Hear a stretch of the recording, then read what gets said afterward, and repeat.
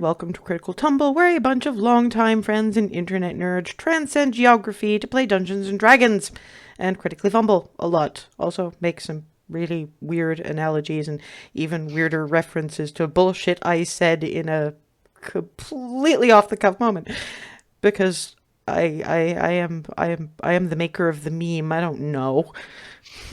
Either way, previously, the Cupcake Coterie were heading in the direction of Gray's Inn, the capital city, because they're already in the province now, to try to take on Varadel, the ancient white dragon, who's apparently sitting on it. They're going a little faster than they were on the trip, despite the incredibly inclement weather, because they have a dire moose. Roads, where with what we're packing, we don't need roads. However, it does mean they're traveling a little faster than they did the first time round. And also it means they've made some unfortunate discoveries owing to, well, the various inclement bits of nonsense that are happening in Gray's Inn, partially owing to the fact that there's an ancient white dragon sitting on it. For instance, the deserted, you can't really call it abandoned because everybody in there was dead, not necessarily, they didn't seem to have run away anyway. Mercenary camp from the Dawnbreakers, as they discovered. The only survivor, and that only after some near-literal divine intervention, was Sarah Sullivan, an old friend's little sister. Well, old friend. He had his moments, definitely. I'm sorry, but it is good that half of you don't know him. There's a reason that when Remy was trying to explain about Remy's parents, how do I say not like Sigwald? But yes, they wound up with a 1.5-year-old-ish infant, which they were holding on to until they could find a reasonable door, at which point they turned up at the Blind Harpy, the absolutely atrocious inn that they found themselves visiting on their first trip in this general direction. They did not think how much worse the Blind Harpy could conceivably get. They found out when the ones who could see in the dark started looking the place over, and Hazel, Rylan, and Clarity ended up dealing with a pile of a shambling mound of corpses, basically, that had independent life and was really, really grabby. Meanwhile, Remy and Alice, led by Remy this time, went into the kitchen and then the cellar, where they discovered, at minimum, 3 young white dragons.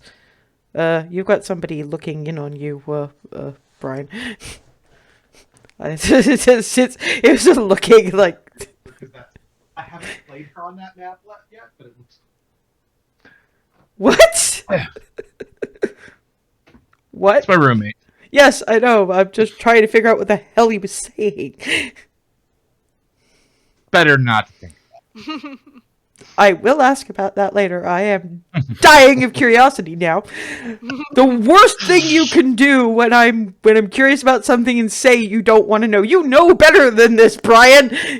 Yeah. With the exception... I realized it was stupid as soon as it came out of my mouth, but it was too late at that point. That's fair. I'm just saying that Ethan is the only one who's potentially known me longer. You two are kind of even, Steven, because I met you both through the same person, so, yeah. These are the elder statesmen in my life.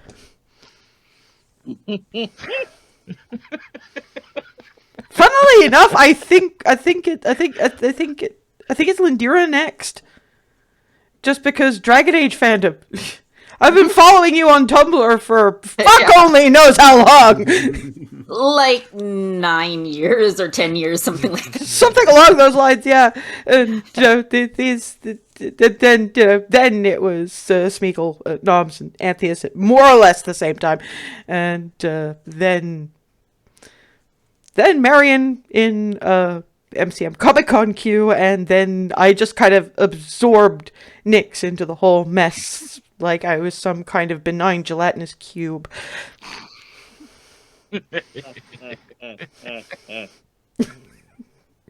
We're leaning into the D&D metaphors today. Well, simile, but anyway. My brain just created an image of a gelatinous cube having to wear glasses, and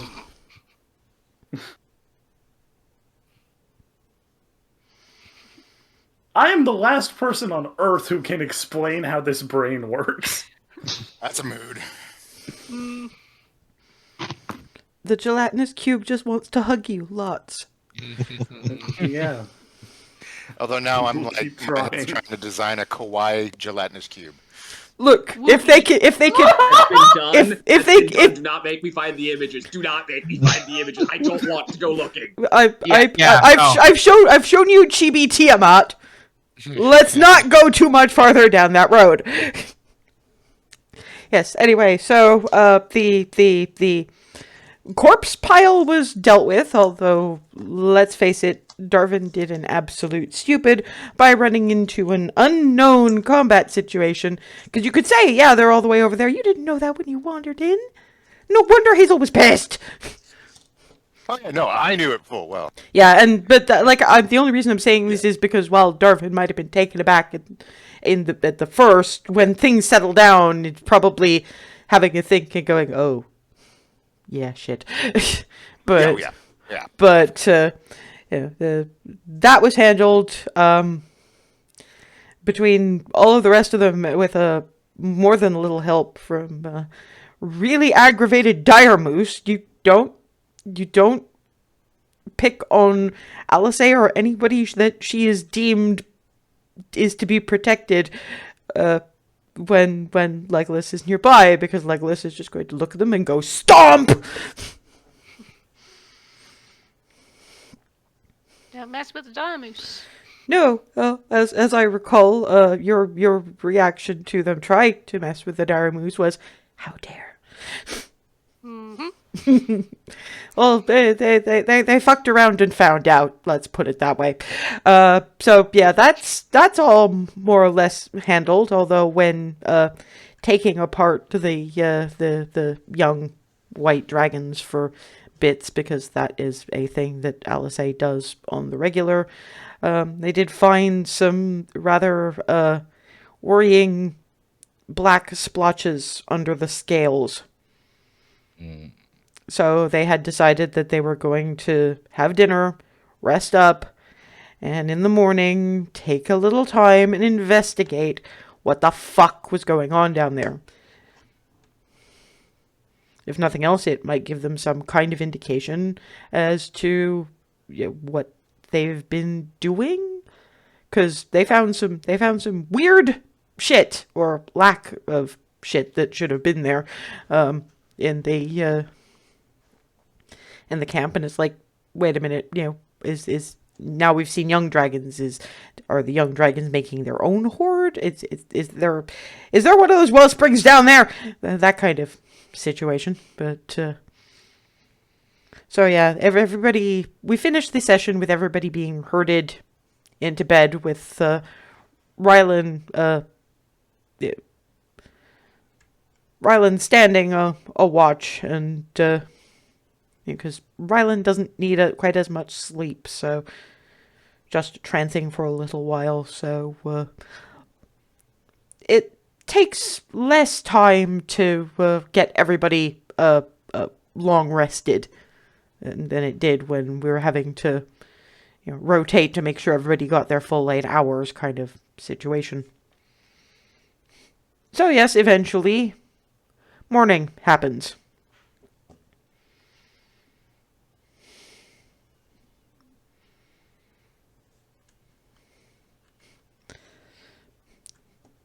once everybody is more or less awake, and Alice has begun brewing coffee and making sure it gets passed around because everybody's in that very quiet, there is not enough coffee in the world. Then Farada is actually having her first experience with coffee that is not diluted because they're not carrying milk around because it's just gonna fucking freeze. So yes, could Farada make me a Constitution saving throw, please?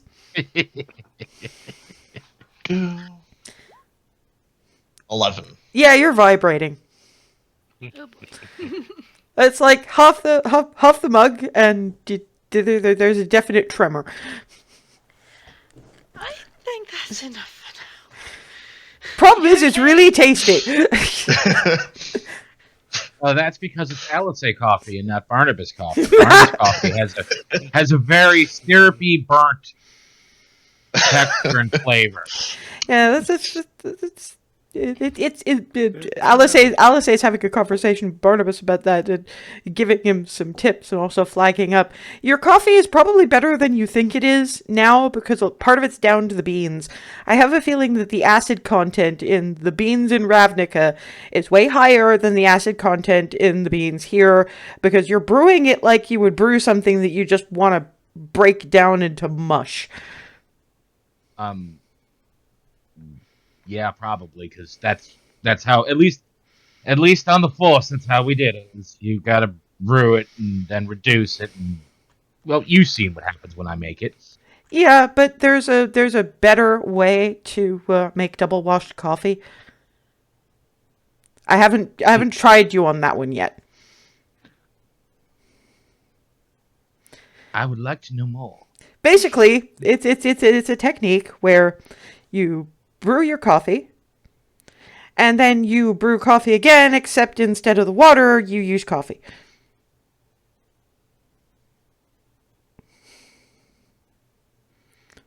Oh, really? And it does not produce suicide brew? Because that's how we would do suicide brew. Well, I mean, it depends on what you mean by suicide brew. I mean, it's got a lot more caffeine, but it does not taste like prehistoric sludge. Hey, suicide brew will both kill you and raise the dead. So it is, but it tastes better than yours. I'm gonna have to try that. I'm really gonna have to try that. I will try you on that when we're not making coffee for at least one uninitiated individual. Look at Faraday right now. After half a cup of regular coffee. And then imagine her trying that. Because you know I'm going to try it. Let's get her a bit more used to it before we. I'm also imagining Hazel trying it. Now is not the time. No. Hazel's had enough running and screaming lately. You don't need to imitate the haste spell with drink. Well, it might be a good thing for when your boots are out of charge. Haste potion, that would be a thing to see. I'm pretty sure the coffee beans are involved, at least the way I've always seen them made.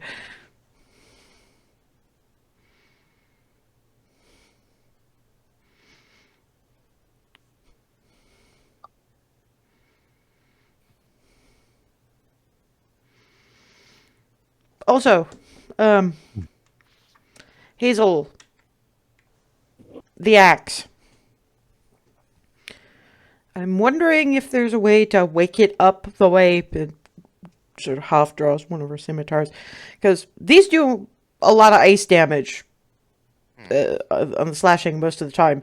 And so I hit the white dragon and it didn't do nearly as much damage as it normally does because they're better with cold than me and Faraday. Yeah. And then the second time I hit them, they went radiant damage. I'm pretty sure they woke up in that and I can't say for certain because I'm not that magically studied, but it feels like it turned around and said, okay, this isn't working. How about we try your natural damage type, for lack of any other better way to put it. I don't know if it only works on things that are immune to cold damage. I'm just wondering because that one, the gestures to where Hazel's got the axe, it's the same thing. It does more blade damage, but than scimitars do, but it also does ice damage, and that's not going to do any good. So, I mean, worth a try. well, I don't know if. We'll get there when we get there, I think. No, I'm just wondering if there's any way to. Don't know.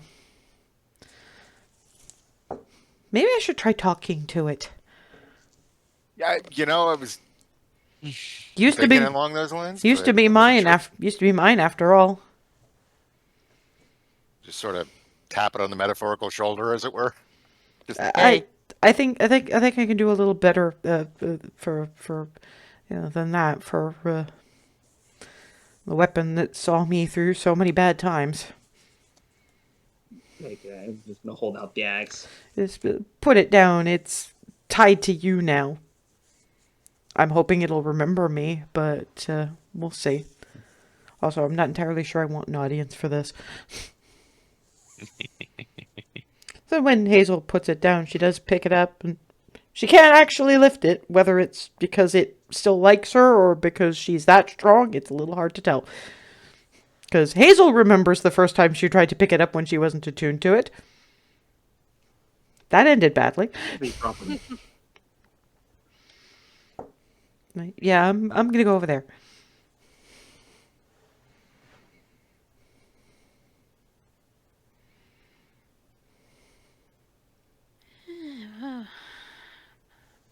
Laredale's gonna be even more pissed at us.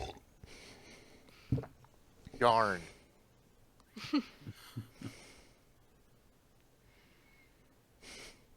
Surely that can't be that much of a bad thing if he's already mad at all of us at this point. We've had Tiamat yell in our faces. Darn. Yes. Does mean we're doing something right. Thank you. Exactly. This is Faraday's first real experience of them whistling past the graveyard. They seem remarkably blasé about this. Normal. Oh, okay. Well, this is. Yes, I'm new and this is a semi-normal. It's a big to me. deal, but at the same time, there's sweet fuck all we can do about it. So it's like, I mean, why worry? Something like you'll have Please. to laugh or you'll go mad. Kind of, yeah. Some of that too.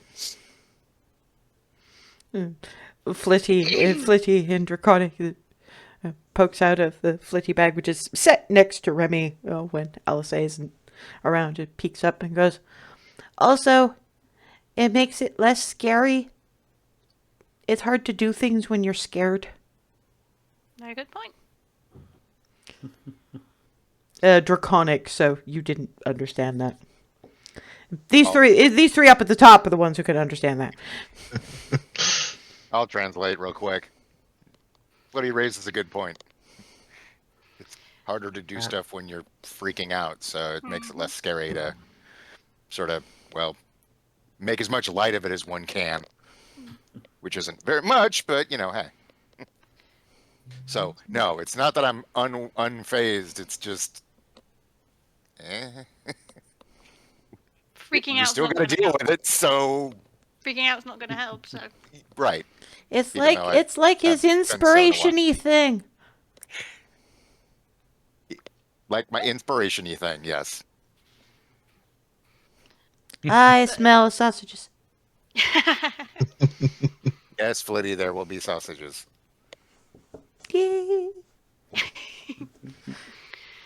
But are you okay, Faraday? Because that was a lot.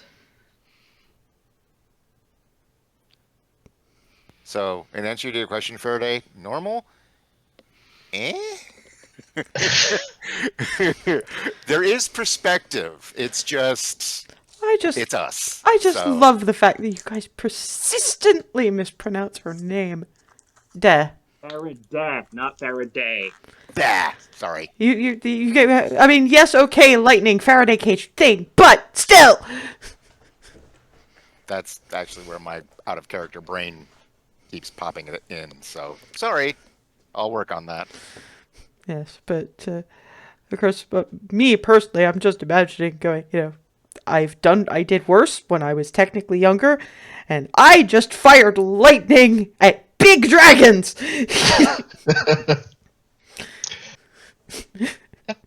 All things considered, I think I'm doing okay. I mean, to make light of things, I've died before. So. I guess Same. that's pretty true, yeah. Not the same, but same. That's Yeah. been an interesting spin on life, doesn't it? Yeah. A little bit. And from over there, it's like, I think Faraday's the only one in this entire group who was dead longer than me! Yeah, probably. Yep.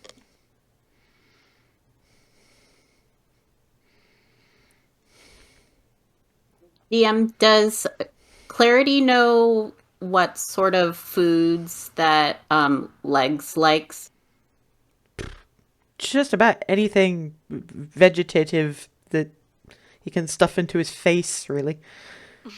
Do we have like apples or something like that? Now we roll the hand of fate. You don't know? Ask Hazel. Hey Hazel, do we have any apples or like fruit of any kind? You have dried apples, you have some fruit leather, and you have apple cinnamon Pop-Tarts. And the toaster. Producing in order dried apples. Well, slices of dried apple, but yeah. Yeah, like the slices thing. The fruit leather. And then Pop-Tart.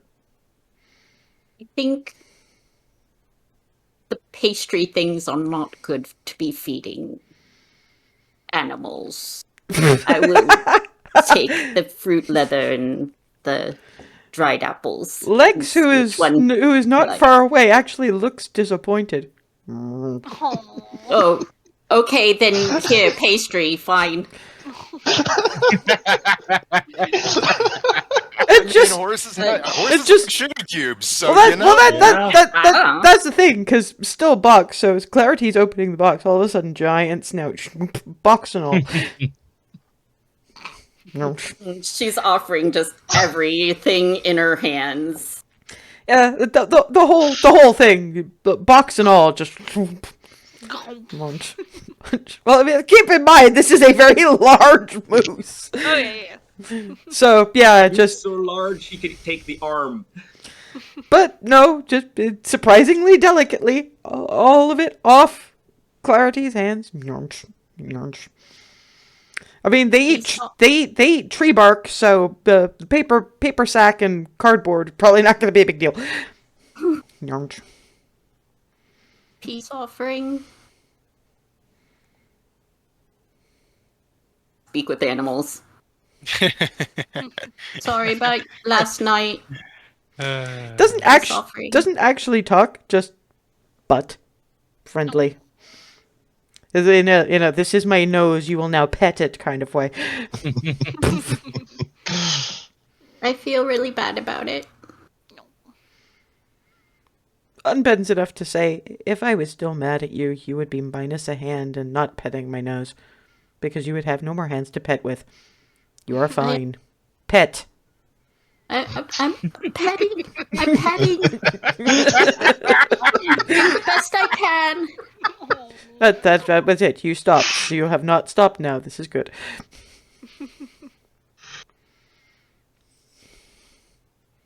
Nyarmph. And eventually it wanders back to where it was originally and just move. And then Fox Machina had Trinket, you guys have a moose. Yeah. So yeah, mostly you guys just got Clarity doing that, and then there's the I'm petting.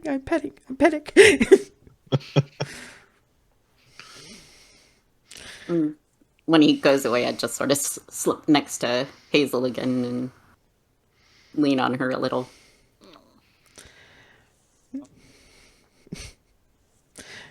Alisei comes back with the axe, puts it down next to Hazel, and I see we've all been waiting for Survival Chef to make a start on breakfast. Fine, I can do that.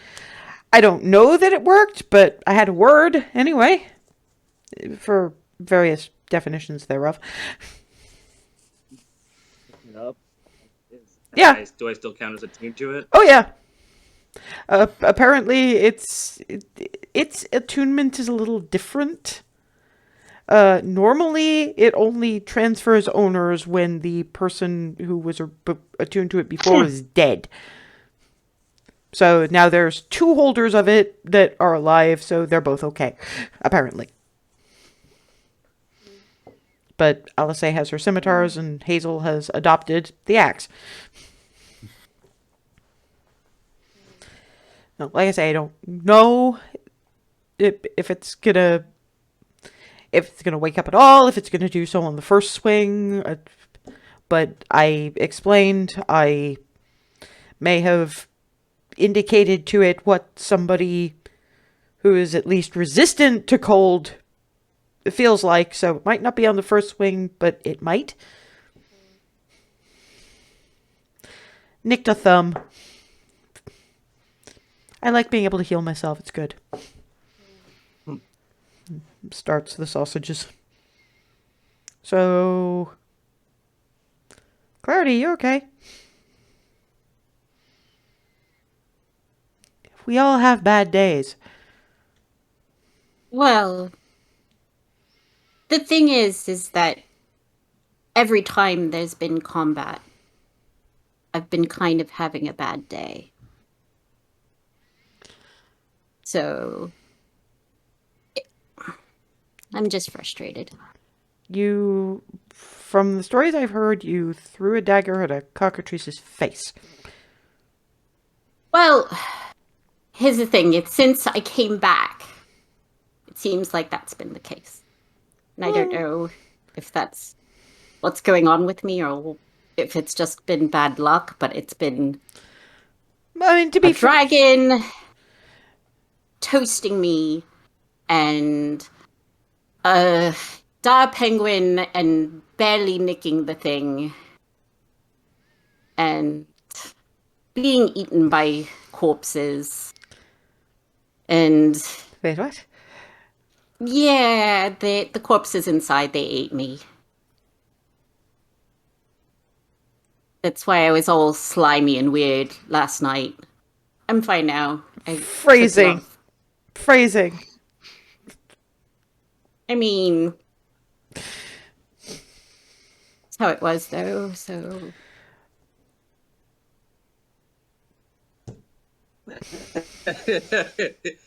I think I see where this is going. No, it's fine. It's just, I was actually more going, there were no teeth marks, so you're probably okay. Oh, Any fight you walk away from. I don't think you were eaten so much as enthusiastically hugged. By far too many of them at once. it felt a bit like being eaten, though, to be fair. There was being enveloped and there was squeezing involved.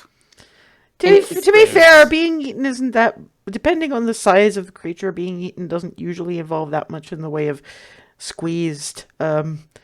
Mostly being slowly dissolved, if Darwin tells it right. Get him to tell you about the burrowing maw, which I had to hack him out of. Went down that hatch. It was not a fun spicy. time. Sort of. Anyway, I was in a whole bunch of corpses, and that wasn't fun. No, but it's better than being one of the corpses. Yeah. Look, It's just, the team I want to dynamic. be helpful. You are helpful. Yeah. There have been totally are. like 46% fewer Hazel related difficulties since you joined us. But I do understand the feeling, Clarity. I get it sometimes myself, especially when things keep freaking resisting what I'm trying to do. So I get it, but you just sometimes it's like that. Sometimes it be like that. I mean, even at the same time that stuff keeps resisting, I've had some really good, awesome moments, and so have you. So it's Just we're a I've been team for a feeling reason. less than awesome, and I don't expect to be, as powerful as, some of you, but I'd like to be impressive once in a while, and I've Well, been feeling. I know one of us thinks you're impressive all the fair. time. And more than one of us. Well, yes, but Mm-hmm. and your family. You're part of us. We all think you're awesome. And It's just, I think, where we're going with this, or where we probably should be going with this, is that there's more ways to be impressive and helpful than just beating the shit out of things. You've been really helpful on giving us a different perspective, which we often need. You've been helpful with the research end, which some of us are really crappy at. You're wonderful for morale. That. And people like us, with the disguise abilities and all the rest of it, there's more for the kind of thing we haven't been having lately. Our turn to shine is going to be when we're infiltrating Black Crown.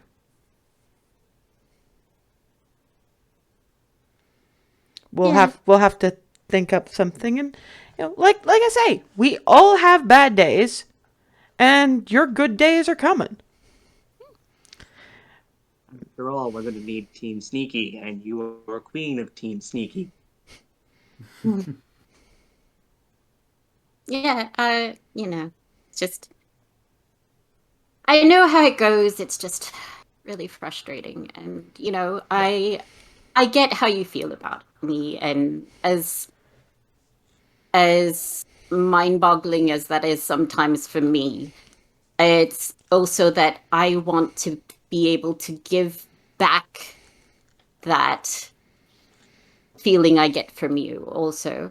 You already do, if that helps. You just don't necessarily see it, because we are, generally speaking, a happy-go-lucky bunch. And keep in mind, I've been with this group while you were away, and then when you've come back, and there's a change, and it is for the better. you were Thank sorely you. missed when you were away. You were sorely missed. They talked about you constantly. I was a little worried that you weren't going to live up to the myth, the legend. But you did, so we're good. Honestly, I think two things, going from a more practical element. We haven't been in your kinds of fights lately. You're better at hiding in a shadow or doing something sneaky or distracting. Haven't really had the kind of foe where that works. And there's also the fact that most of us have a particular specialty in what we're doing. You're kind of neither fish nor fowl in that regard. Which, was a choice, and that's entirely fair. It just means that how you're developing, it makes you versatile, but it doesn't make you... that one, jack of all trades, master of none, but better that than a master of one? We have jack of all trades. You are jack of all trades.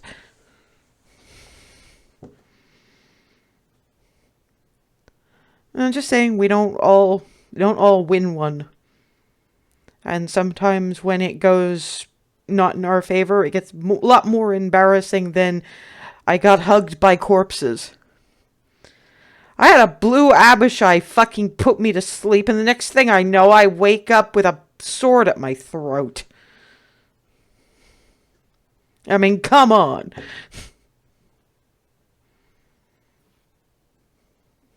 Let's not even share of get started to having to lose a fight to my then girlfriend. Mm-hmm. Neither of us got the better of that one.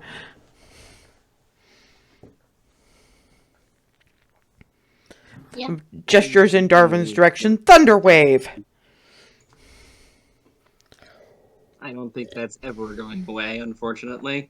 But that's the thing. Nor should it. Well, that's the thing. It's a good example. That's why it shouldn't. Tried to help. Also, it's a reminder. It's basically a permanent reminder to myself. If you've noticed, I've been a lot more careful since then. Yeah, and that's the thing. And that change of tactics has improved things and made you a bit more aware of what your talents are, what your talents aren't. You like learning. Learn. That's all I got. I'm trying here. And they say knowledge is Doing power. it better than I was, so thank you for that. I was letting the affection and the emotion and all that get in the way of the words too much. Please don't. Which I know Please is don't be weird suggesting. from a bard, but Well, please don't be suggesting that I am not affectionate. no. I just meant you're able to sum up the practicality. Come at it from a practical standpoint. I actually use doing it. I actually use the emotion as a delivery mechanism instead of having it be an obstacle course for the actual words. Exactly. Thank you. See? Pat, pat, pat. Sausage, bread, eat. Nomph. Yes, consume food. Yes, And food. anyone who needs it, caffeine. Looking at Farida, who's still.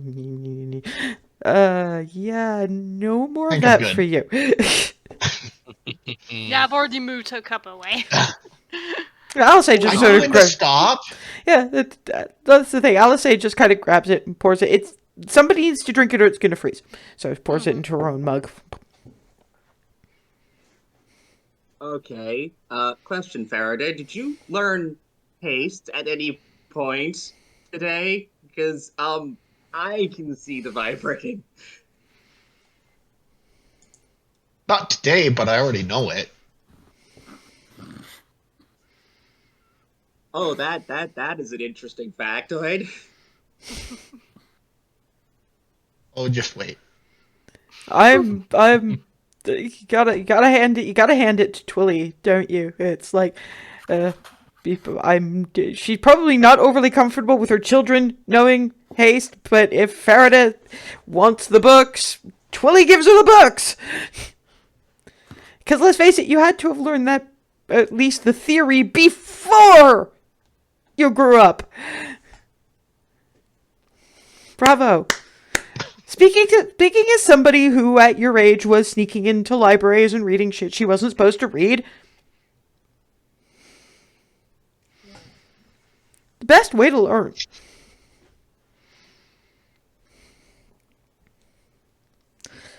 So have we?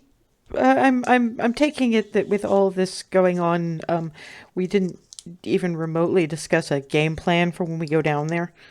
Not the specifics. No. At which point you've got Flitty. Not the specifics. You didn't even bring it up. I didn't understand that, but that sounded offended.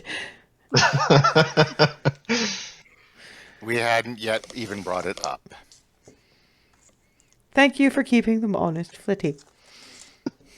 Hands a small, makeshift sausage sandwich. I got a sandwich. Munch.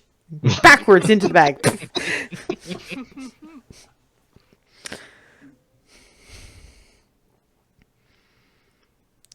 Please tell me we weren't waiting for me to come up with an idea to yay or nay. I mean, I can, but We were waiting to discuss it all together. you guys Well- can start these things without me, I'm not gonna be offended. So I'm guessing we want to be more like examining and searching for information before we. well, I mean, we got to look for the black stuff, and Well, there's going to be a lot of just looking before anything, because if there is any of that stuff down there, we do not want to be touching it. So.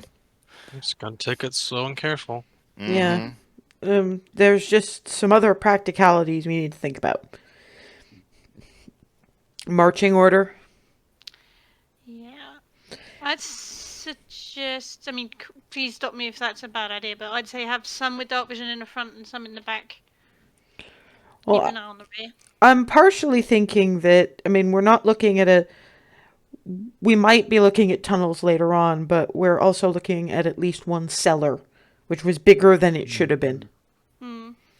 So we're probably going to want to divvy up, at least when we're in the bigger areas. Let's think. For people with dark vision, we've got me, Ree, Clarity, Hazel, Rylan. And it's Darvin, Barnabas, Faraday, and Ava who can't see in the dark. What I would suggest is that one person with dark vision pairs with one person without dark vision. Sound good to me?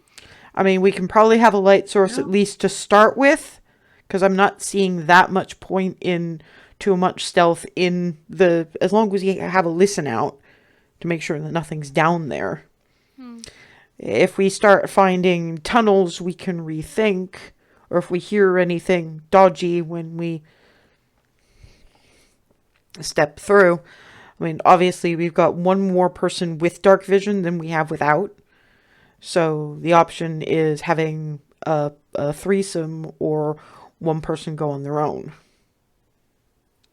I think a team of 3 is better. Well, I'm not talking about any of us leaving each other's line of sight. Depending on how big that place actually is, because we didn't actually get a good look, I don't think that we'd be looking at being more than... if any one of us is more than 100 yards from anybody else, I'd be very surprised. Again, we rethink if it's tunnels or anything bigger than that, but it's not like we're doing a search party outside. I'm definitely within shouting distance. And the one who looked all grumpily and, we're not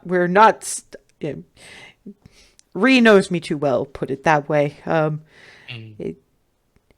If I was over there and noise happened, you'd be over there via magical means very, very quickly. And to be honest, same with anybody else. So I guess the next thing is pairing one person who can investigate with somebody who has a different perspective on it. And see what we come up with as far as that goes.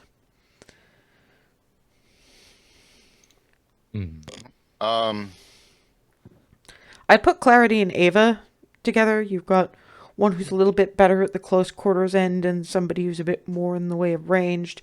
And perceptive, but still, in their different ways, basically. One is better at the poking, one is better at the looking.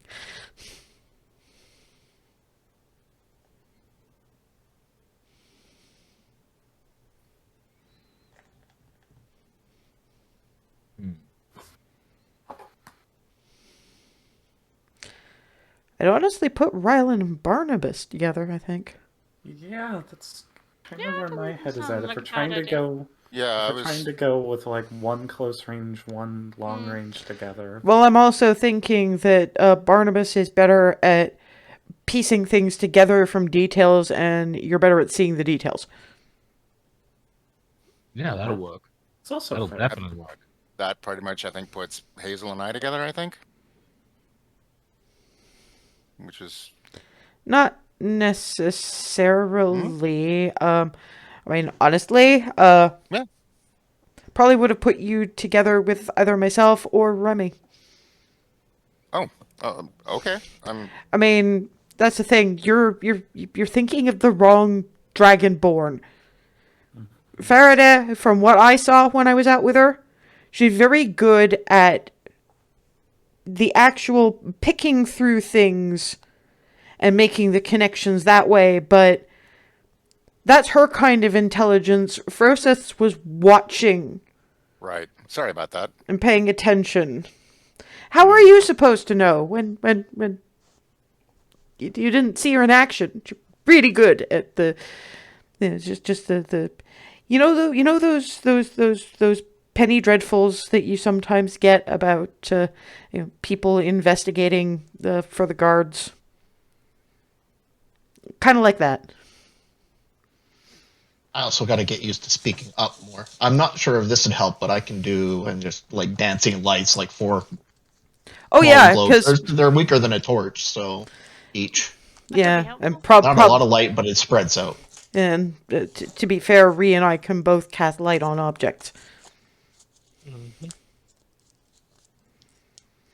So not hugely an issue, but if we have to go into places where light doesn't seem to be a good idea. These don't sit on the person and get attention. Hey, I'm here either.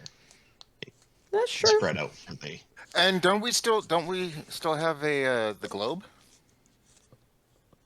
Yeah, it's actually, it was in Froseth's bag of holding, so. Oh, that's yes. Which she gave gave to Faraday. Oh.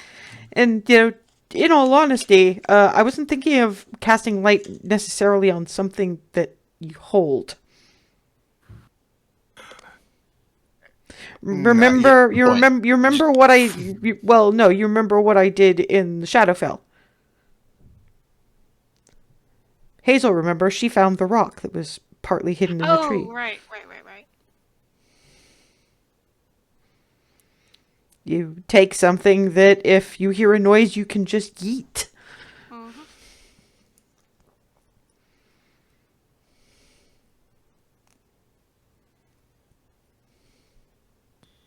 So that's me and Clarity, Barnabas and Rylan, you or Remy and Darwin. Me with Hazel? Yep. In all honesty, Faraday, she needs somebody to ground her, and you're good at that.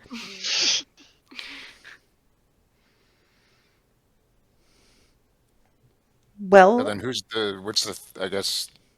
Okay.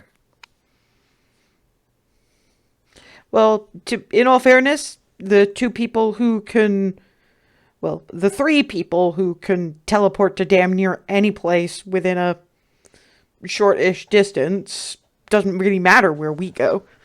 It's just Darwin just needs to tag along with whoever, because I mean, I can bip as well. no, the reason that you would have to is because Ree and I can both see in the dark and you can't. And yes, we will be carrying light, but if we have to yeet, or it would be good to have somebody with you who will know when something's coming. That's the main reason we need someone with dark vision. If we hear a noise and we have to turn all the lights out,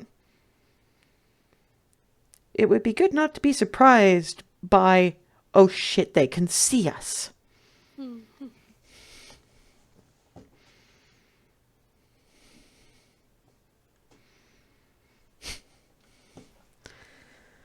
I mean, I know it sounds a bit complicated, but the last times we stomped into some place and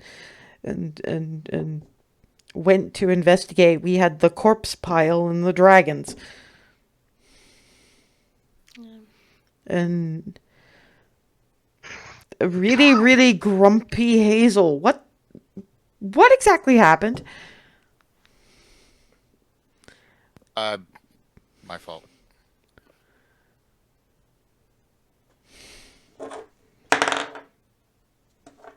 Not the best of decision-making courses. Yeah. I know. I'm just gonna. My fault. I know. He's already learned his lesson, I think. Okay, and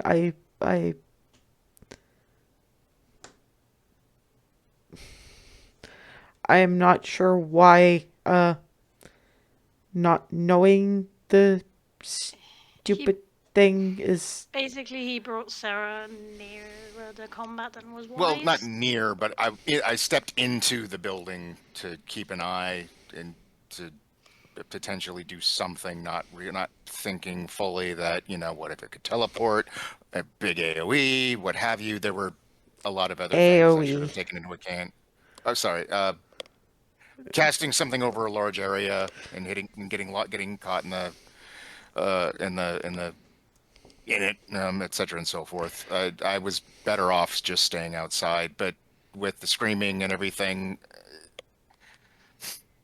I tried to make a judgment call, and it was a bad judgment call.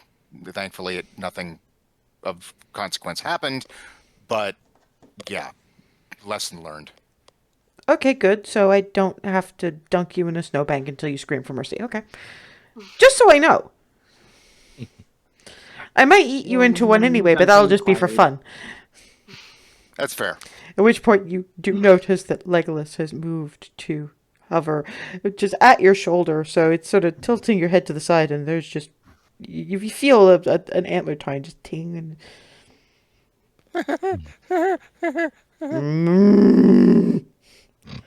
Legs, on the other hand, has a remarkably good grasp of common and is very protective towards those he deems defenseless. They're just getting threatening moose look.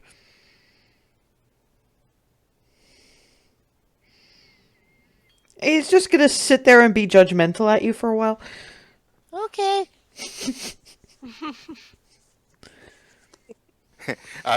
Darvin is desperately not saying this, but he's desperately trying not to piss himself right now. Alice is not paying any attention. She's just eating her sausage sandwich, and basically every time Darvin starts trying to bring his sandwich to his mouth, it's just the snout moves and sandwich is gone. Oh boy. Gonna be a long way to lunch. No. Oh, well. Stops giving you that look for a minute, trots off, and you hear the scraping of ungulate hoof, and comes back with what appears to be a half-frozen carrot. And goes back to the sled. I won't do the bunny anymore. If there's any other extra sandwiches, I'll hand him one. And then, like not letting him have any food at all. Yeah, when the sandwich gets handed, Legolas comes back and. No, I try and keep it out of his. He needs it. Okay, but before Darvin tries to stuff the sandwich in his face, can you make a contested strength athletics check in point of fact? Don't argue with the dire moose. I mean, he needs food. Ooh, 17. As far as Legolas goes, he has the carrot, and when you attempt to put hands around muzzle, No, I've got it in my hand, holding it out. I mean, in my head anyway. You correct me. Yeah, no, that's. When he reaches, I'm like. Yeah, at which point you're not hurt, but you are pinned to the ground by hoof, and from your hand, delicately, not hurting you. Nymph. A carrot's not going to be enough. Don't argue with the dire moose. I'll be fine.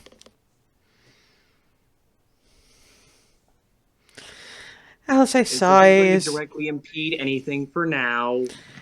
Alice No need sighs, to gets up, argue. and starts gesturing at Legolas. And Remy and Barnabas can hear the look. I know he's been yelled at. He was apparently yelled at by the squeaky one. At which point you get at the squeaky one. It's just tilts head in a Hazelward direction. I am going to make him a sandwich. You are going to let him eat it. I am probably going to put in some of our horseradish mustard. You've never seen you wouldn't have thought that a moose, dire or otherwise, was capable of a slightly mischievous, slightly evil grin, but this one is nearly managing it. At which point, Alice slaps together a sandwich and hands it to Darwin.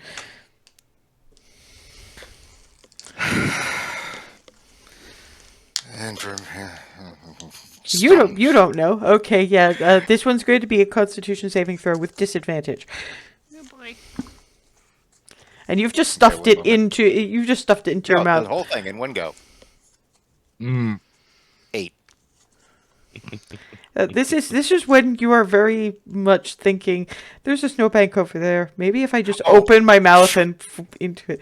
That's not gonna help. Running face first and just diving into it.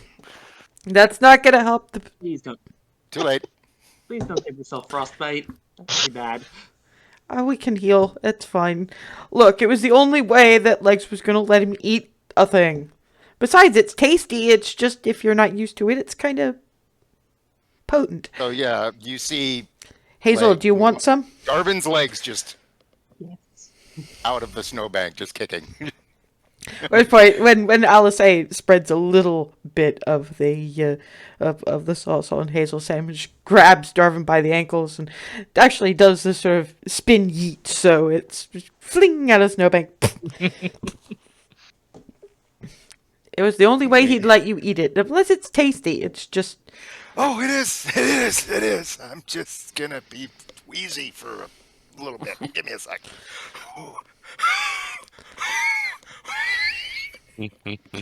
And she rummages in her own bag of holding. I have yogurt drops. Okay. Thank you. Hold out a hand. Okay. Pours. Yeah, that'll cool things down better than the snowdrift did. Thank you. Does anyone else want a little bit of this? I know this hasn't been the best advertisement for it, but you know. Oh no, it's A little. It's good. That's where you're wrong. I would love to try some. I'm good, thanks. Yeah, I had a feeling. Okay, it's good though. Farida, Ryland?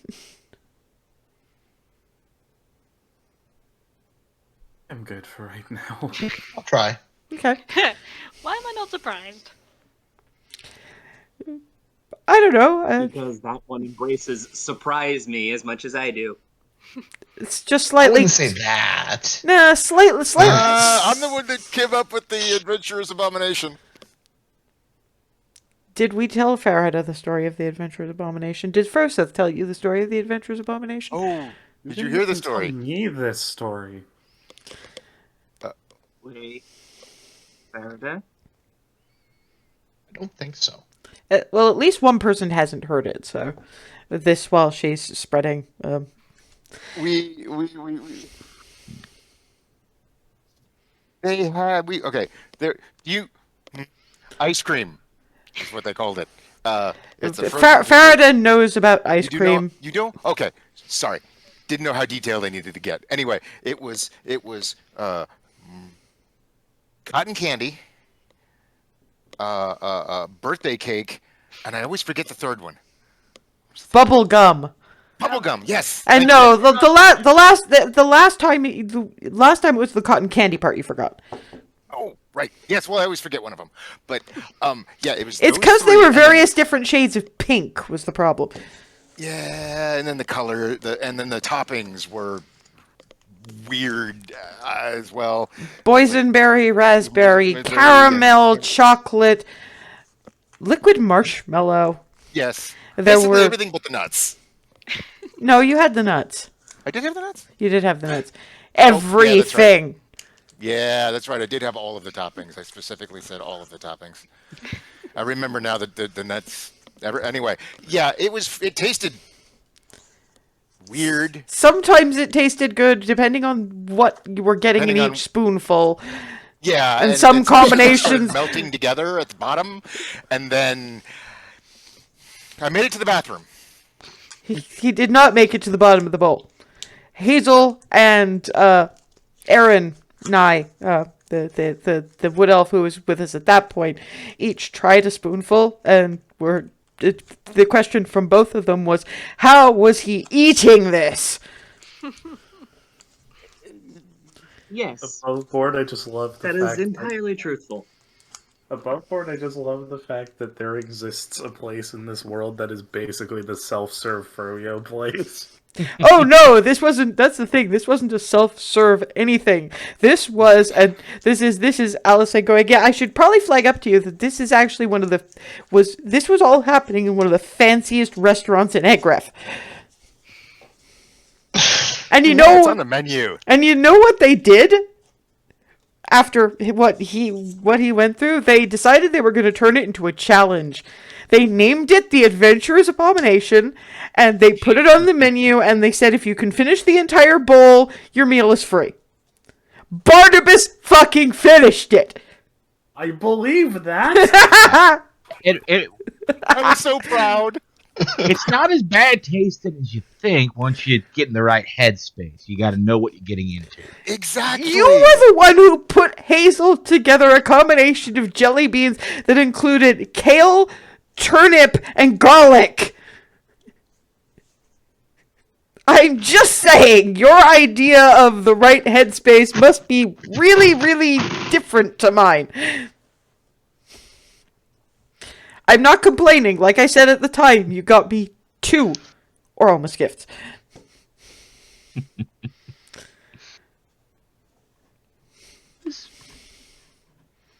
So anyway, that was that was the Adventurer's Abomination.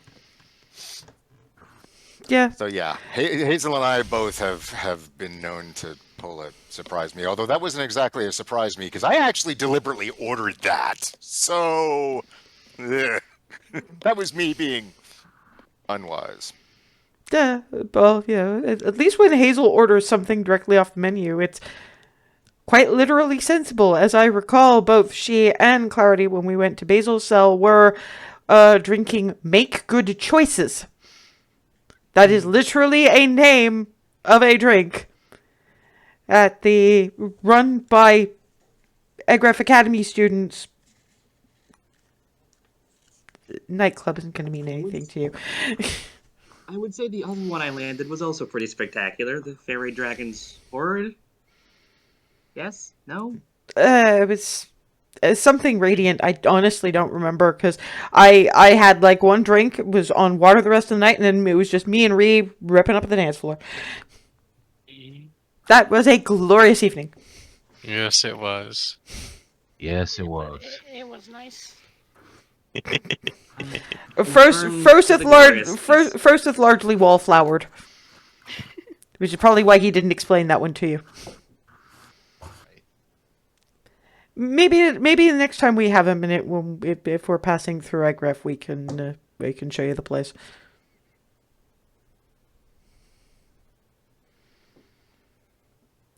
Come on, you would at the very least you would love to talk to Egref Academy students.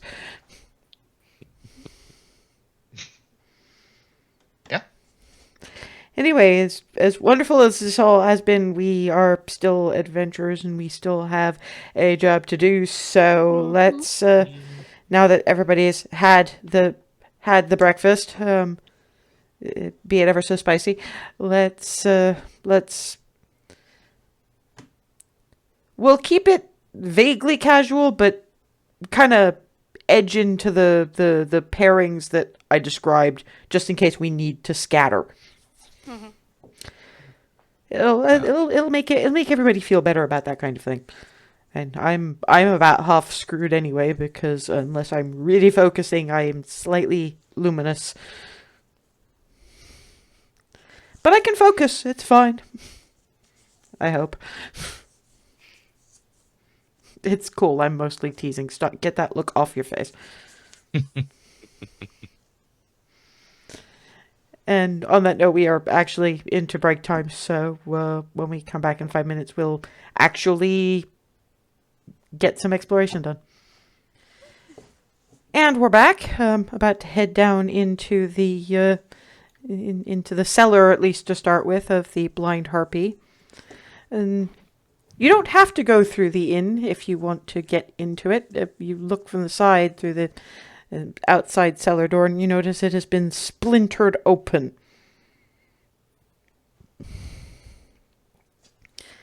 And welcome to the, I'll say, mostly teasing, but just because it has to be said, welcome to the scene of our first married quasi-argument. No, we didn't do that, although that's what Ree wanted me to do. She forgot that the dimension door was a thing.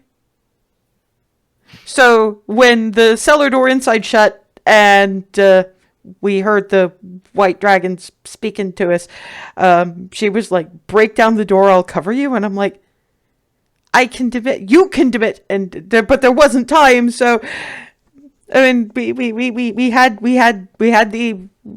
briefly had the argument, and I just got kind of fed up because they were about to pounce, so just grabbed her, went, trust me, and poof, we were out by the carts. Sled thing. So, yeah, that's... It was... You weren't the only one who may have acted without thinking, Darvin. Well, do you know you can always just grab me and do the thing? I'd like to make sure. It's a consent thing. Consent does not end at the vows. Yes, that is true. Kiss on the forehead and down the outside cellar stairs. Yeah, can y'all make me a perception check, please? Yep.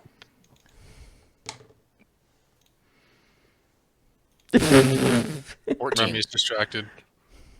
9. 14. 13. Damn. 13.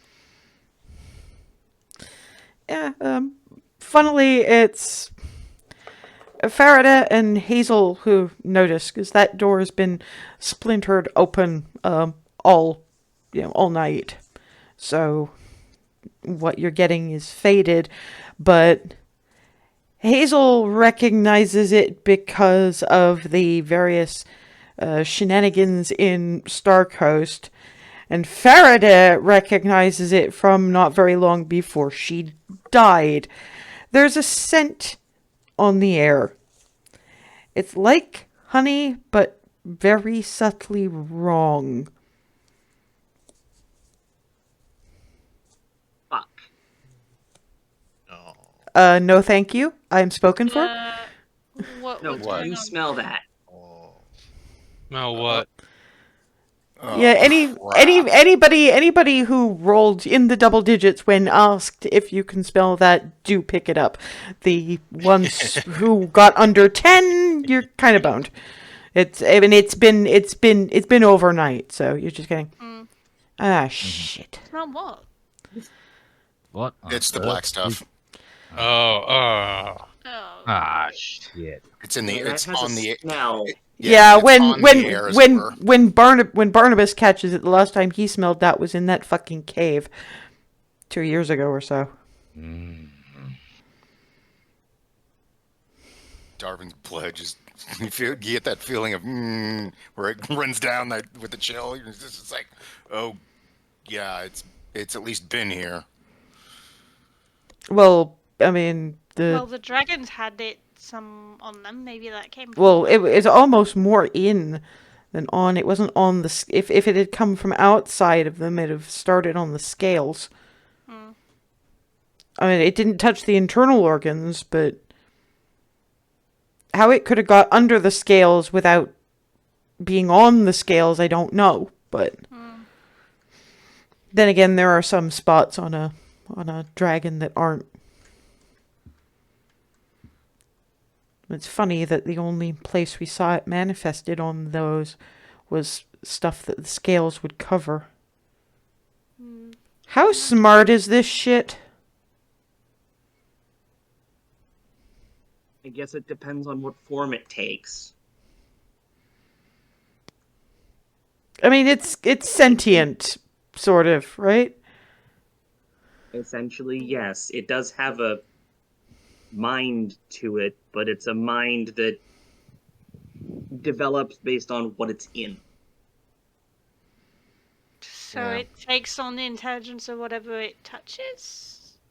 Tries to imitate them more like. Yeah. Wait a minute. So hang on, because from what I was hearing from you guys, correct me if I'm wrong here, but you were talking about it being an extra planar thing, which means it does have maybe not a mind, but it sounds like a hive mind kind of thing. That's one way to say it, yeah. It's Yeah. kind of a lot of minds and one mind all at the same time. I think that is the literal definition.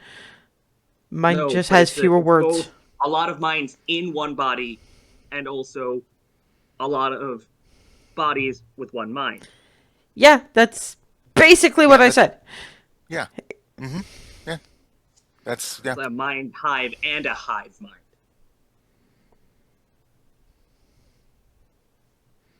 Isn't that the same? No, thing? because No, it's not. because many minds forming one would be a hive mind. One mind becoming many would be a mind hive, is what she's trying to say. Ah, But What I'm saying is, if someone were to have thousands of minds in one body, that's a mind hive. You are a hive of mind. Gotcha. Meanwhile, the other way, a hive mind is many bodies, one mind. No, you got it reversed. I think we're trying to. Maybe we can not get semantics when we're standing in some place that smells of this. Yeah. We remember we tried that in my parents' basement. Oh yeah, Barnabas. I don't know if we ever explained that one to you. My parents. I explained they were assholes. I know that much. But what I might not have explained to you was that they were death cultists who were trying to import that black crap into Belarus. Oh. In molasses barrels. And trying to ship them to, like, bakeries. Glance in Remy's direction. Ugh. Ugh.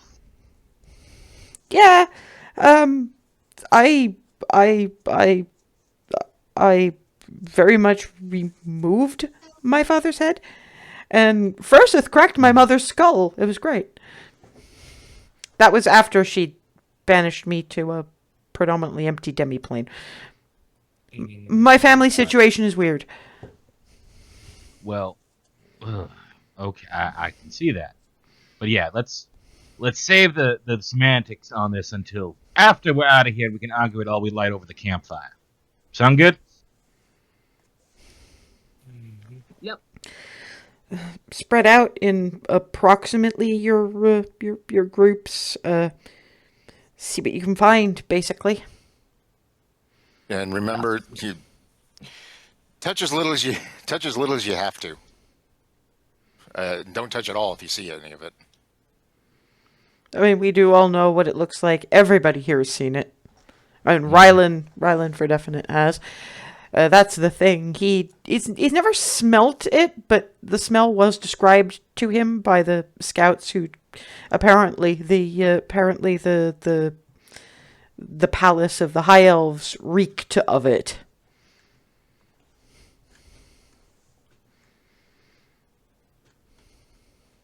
This is bad. Yes. Any particular? Because it doesn't sound like we're talking about the same this. Smelled it before. So that smell was in the Elven Wild.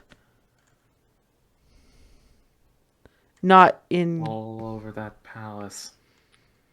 That must have happened after we left. Fuck. And that's where that ancient green is. Yeah.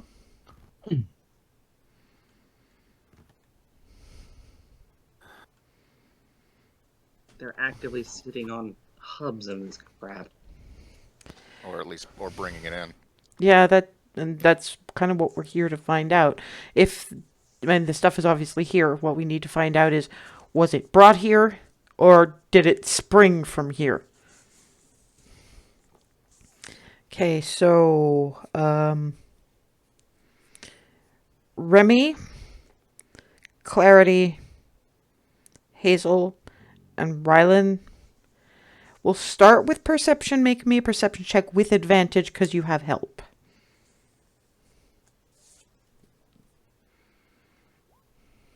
Oh, sorry. Wrong R.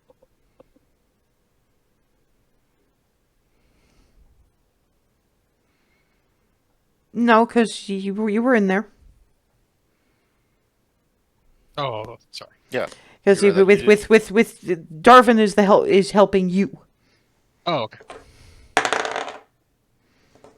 God, please stop that. Okay. So let's see. Rylan, Hazel, Clarity. And as you're spreading out and looking around the space, yeah, it clearly started as a cellar. You've got some crates and barrels, and most of them do appear to be empty. In some cases, slightly broken. The contents have not quite rotted because it's largely dry goods, and what was capable of rotting froze first. Some of them apparently used to contain rat nests. The rats were apparently being eaten, probably by the young dragons. There's a lot of splat and occasional very tiny limbs, but beyond that, it's just the nests.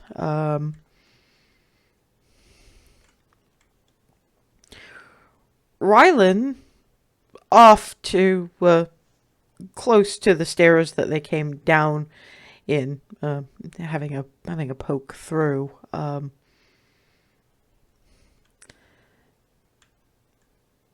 It's as much Barnabas helping out with that as anything else. Just on the grounds that because he's the procedural police officer, he's thinking about what you need to look for evidence. So he's talking about, markings on the crates and the kind of thing he'd do to look for a smuggling operation or similar. And that's when you see on barrels fairly close to the front door a mark that you're not entirely sure you can identify, but it does look like what Barnabas was describing as some kind of shipping label, just not words in common.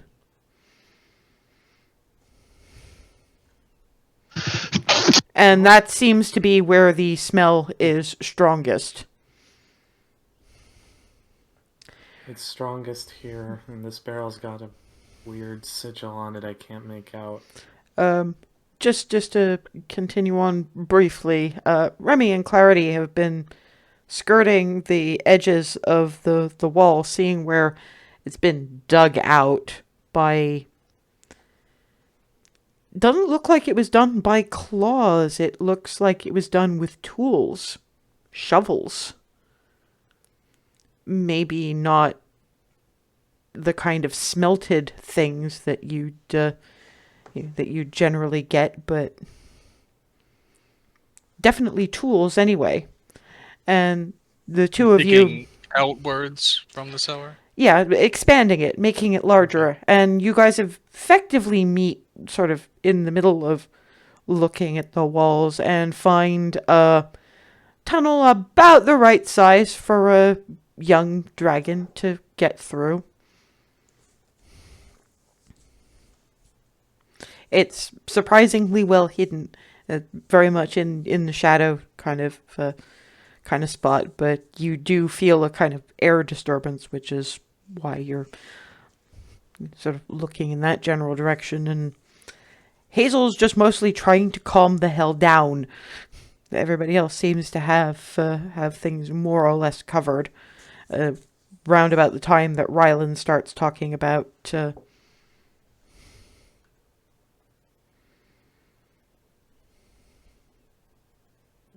Can I take a look at that label? you can. I kind of gesture them over to so they can have a look, see if anyone else recognizes. Can I read it? It's not words. It is a picture, and it is not one that you are familiar with. Okay. It is, however, one that Faraday is familiar with. They used to send exports, not many, not often, but mostly to Cragveer, and they got things back from there as well. That's a Cragveer shipping stamp, and underneath it, it looks old and battered, but looks like somebody took your trademaster seal out where you used to live. So yeah, Faraday's basically the only one who recognizes this. Okay. That is Cragveer shipping. And that there is a Trademaster seal. A trademaster seal. R.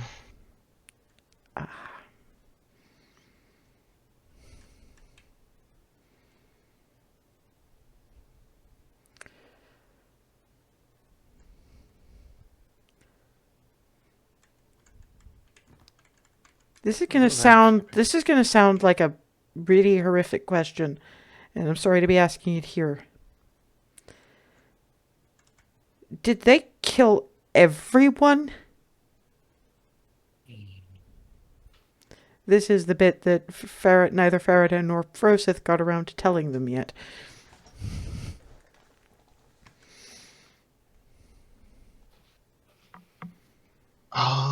To remind, Yeah. mostly the adults were not necessarily killed. They were attempting the ones they were taking were the very old, and the ones they were trying to kill were the very old and the very young.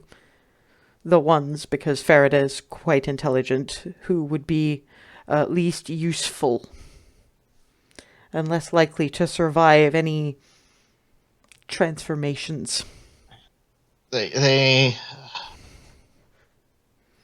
killed the young and the old. Basically, they left alive the people in their prime. Which, with the stories from this stuff,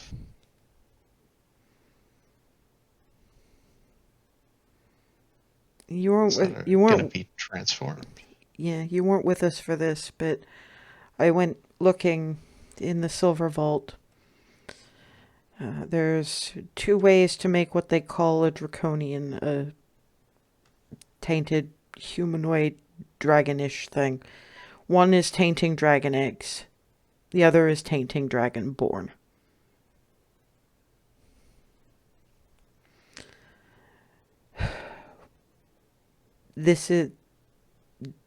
That's where they're getting this stuff from, either Cragveer or... Yeah.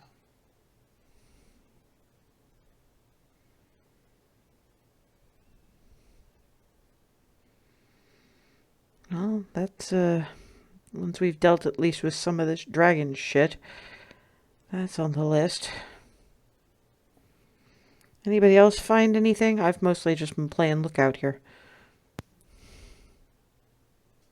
Is the cavern. There's a tunnel over there, and then it's been carved out. It looks like with shovels, not with claws. So Someone else is down here, not just the someone trappers. helped.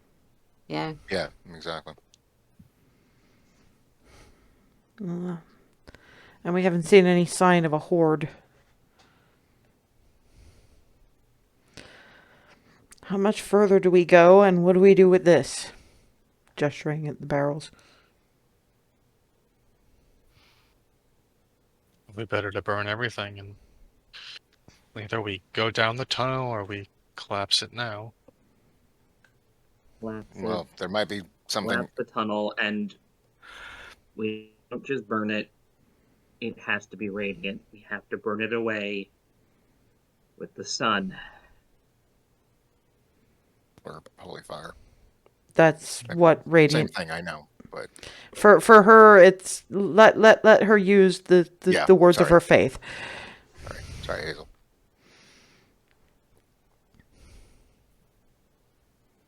Should we find out where the tunnel goes at least? What's the end of it? I mean, what if there's something down at the end of it that we also need to burn? There probably is. Unfortunately, given what you've said, shovels, and it's a tunnel, could lead straight into a lair. I don't want to walk into another trap. We've done that once or twice already. If It it is was, Fair pretty point. dicey. here's the thing: we probably, I don't know if it's so much a lair that we'd be walking into, but given tool using and given what we're looking at here, that's not what I'm worried about. Who did you meet underground in this neck of the woods? She's mostly looking at Hazel, Clarity, Darvin for this one. And Remy, she was around when you guys had your trip to the Underdark. Oh, Myra. those things. Not things, people. Shanaira was about a week's travel.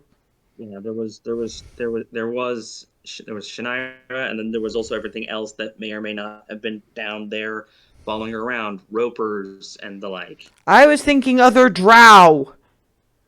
Taint Mhm. plus tool users plus potentially the Underdark.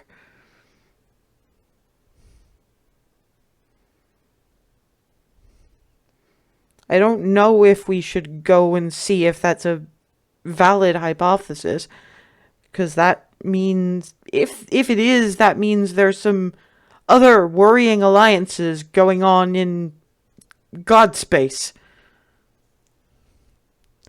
If Tiamat's willing to turn to this black shit, try to get herself out, if she's that desperate, what other kinds of deals might she be making?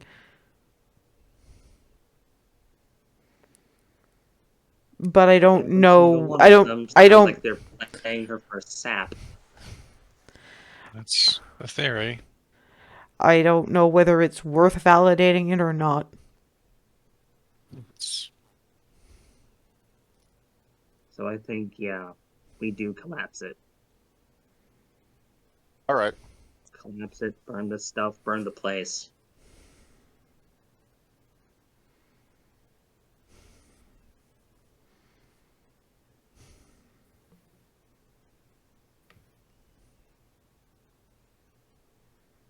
If we collapse this and this is like a tunnel elsewhere, that doesn't really deal with the problem, does it? That's a fair point. Wouldn't it be better to know what's actually going on down here? I think. I mean, I get your points, Hazel, but I do kind of agree. I mean, Well, the, if there- the issue is we do have to set a limit because we have things to do here. And if that leads to the Underdark, that's a lot of tunnel to... You're And right. that's a lot of time. That's true. I mean, you're Yeah. right that we probably need to investigate, but we need to set some kind of limit on it, I think. Mm-hmm. But at the same time, I'm not so much... And yes, trying to find out what's going on, but not... I know there's a certain amount of what can we here as ourselves necessarily do about whatever it is. That's That's not the point, though. Point is that if we are... Remember, we were already going to be talking about... we were going to be trying to, once we've got some things a little more settled, you wanted me to try to arrange a meet with Archon. right. If Lolth, or the ones that broke Lolth, or both, are also playing Tiamat for saps, the same way that Tharisdun is. It's all apparently stemming from use of this black shit. The more we know, the more we can tell him. Whether he believes us or not is beside the point, but Barnabas, you've said some things when we've traveled. It's about building a case. Mm-hmm. And Yeah. I see both sides here. I'm happy to go with the majority. It's just I see where I see where Hazel's coming from, but I also see the need to investigate. It's just we need to find a middle ground between following this up and We can't spend days exploring everywhere. I will say, I would prefer to investigate at least some. I mean, if we decide to collapse it, okay. But personally, I would rather at least go a ways down, at least. I think enough to see if there's an immediate danger here. yeah, that's a good Yeah. point. That once we get rid of, assuming we get rid of Varidel, people are going to need to resettle.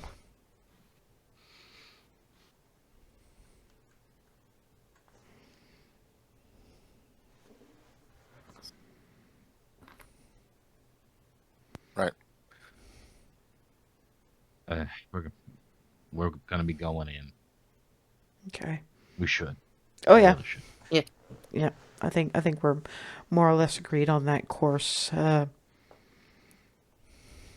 So yeah, the usual formation. Ray and I'll be in the lead. Farida after us. She can shoot over our heads if she has to. Ava, Clarity, Barnabas, Darvin, Rylan, Hazel.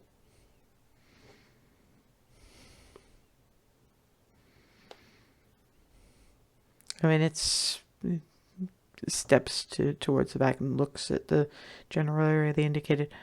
I mean, it's a 10-foot tunnel, so we've got some space, but better to have the space. Mm-hmm. Are we going to try for stealth here, guys?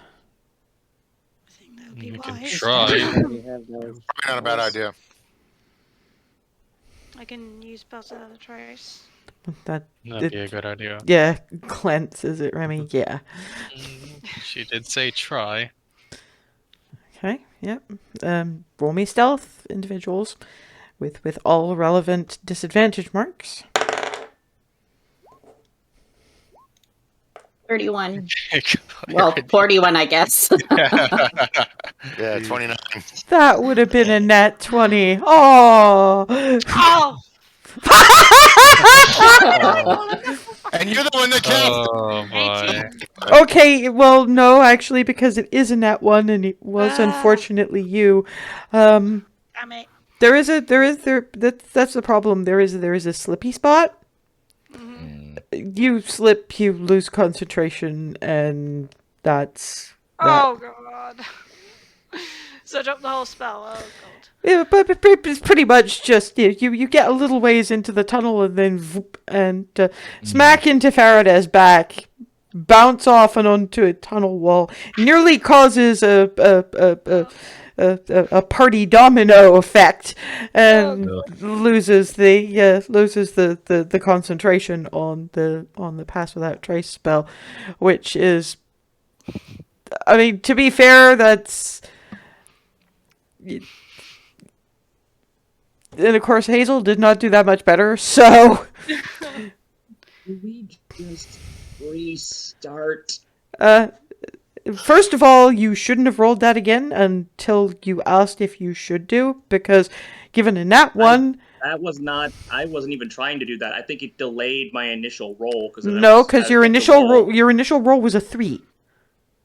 No, I know. What I'm saying is, I clicked it. It wasn't showing up. up. So you clicked it again. Clicked okay. It a couple more times, and then it dropped the 3, and now it's dropped the 18. I wasn't trying to roll again. Okay. Yeah.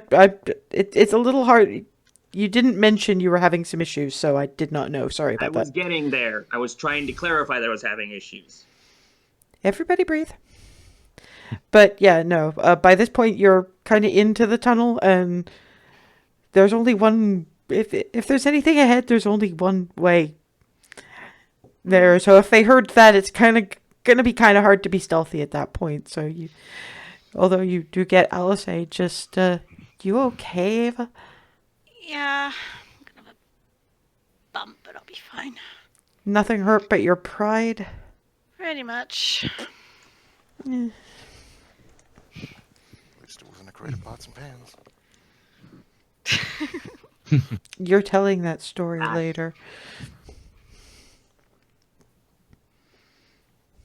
And down the tunnel, being a little bit more careful of your footing this time.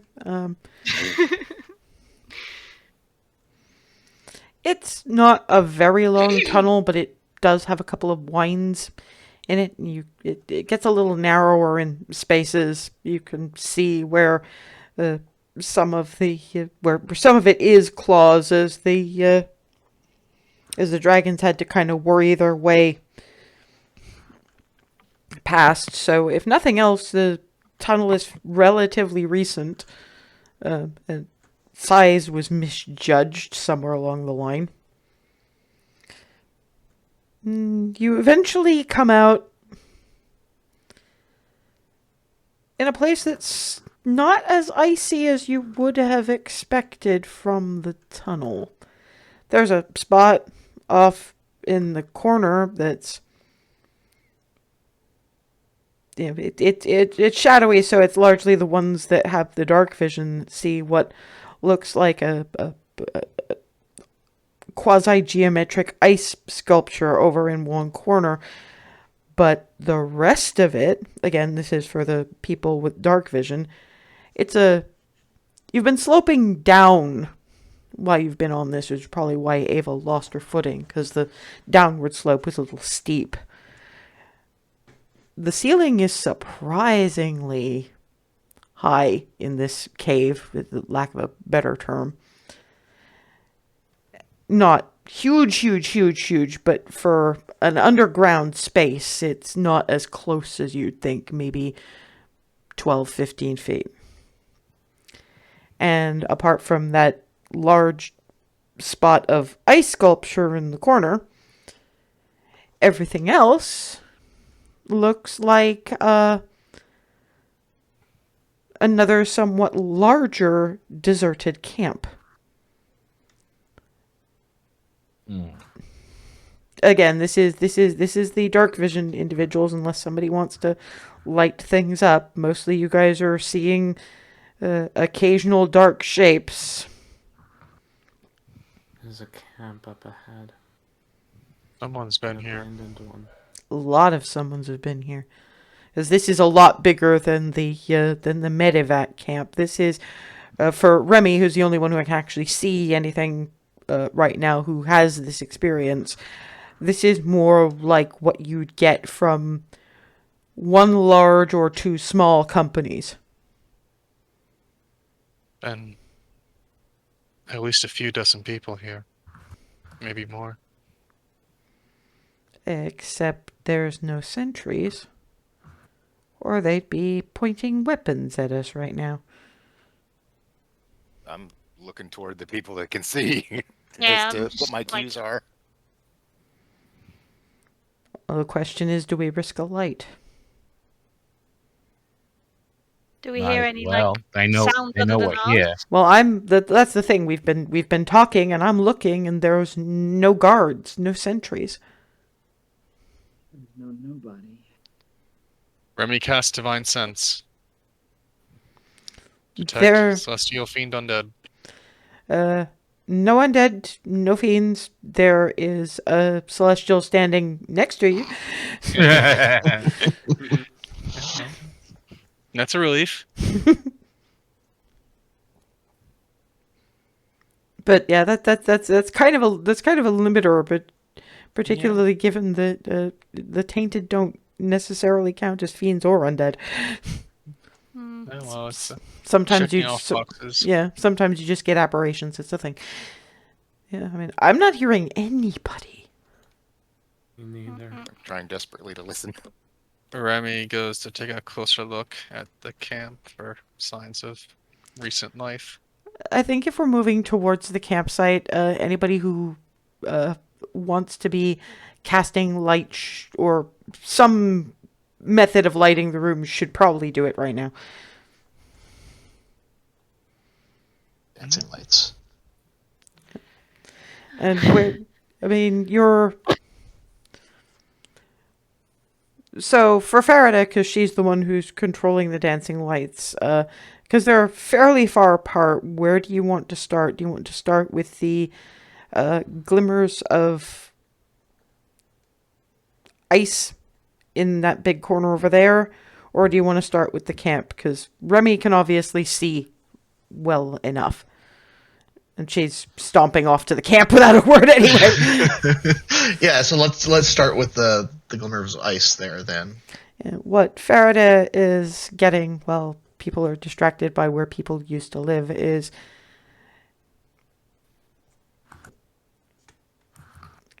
you're smart. That's a nest. There are some fairly large eggs that you very strongly suspect of being white dragon in origin in that nest. And there are veins of black across them. Oh boy. Oh no. Ree, this sounds a little more important. Do we see that too? Well, you start looking when Farida makes that noise, I would imagine. Remy looks at that noise. Okay, that's a problem. Yeah, there's about a dozen of them. Oh god. That's a lot of draconians. Assuming they all become draconians. It doesn't always work. Oh.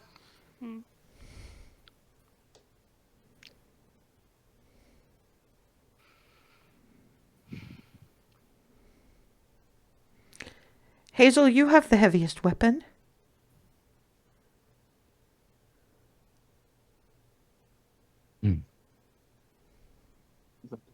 Just making sure. Yeah, Hazel, you have the heaviest weapon. It's axe. Goes up, axe comes down. I'm gonna basically give you this one because it's not like they're going anywhere. Although I am gonna say that because you are who you are, a lot of the nest goes too, and it's. I mean, you know what happens if you drop a dozen eggs on the floor. What? The thing is, they were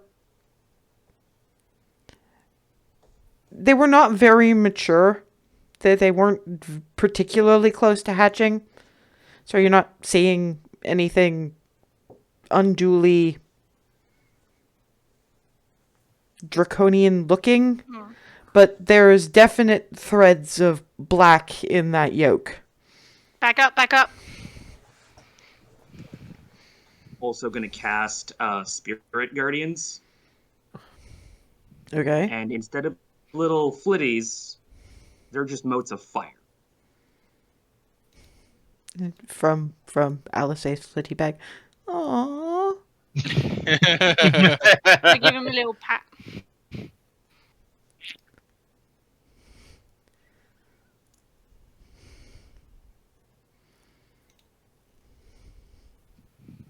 Usually it would be. And it's But in Sylvan, it's just I made the man made of the goo goo giggly. It still works. gonna focus if I can and shift them to It's little a kitties it's a shooting little bolts of fire. yeah, the fire breathing fairy dragons. Yay! Just scorched earth, anything that's left with that radiant. Yeah, you wind up with the world's most untenable plate of scrambled eggs.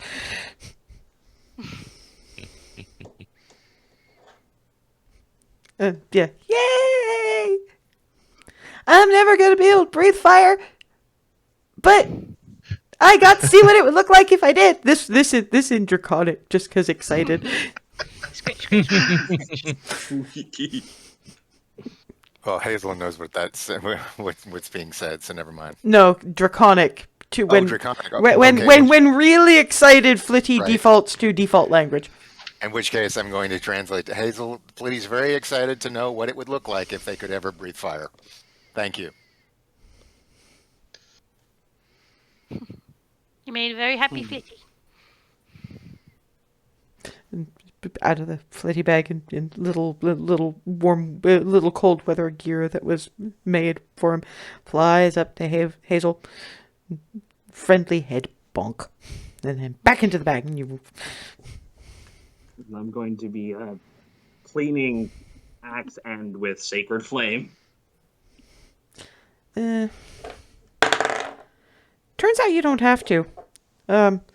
Once that's more or less done, you're looking at it and you're about to cast Sacred Flame. The head of your axe does basically that thing that Grog's did in the Legends of Vox Machina. Bright gold for a second, and then Like the effect of holy weapon. Good God. briefly, enough to burn off the nonsense. Huh. I'll say thank you.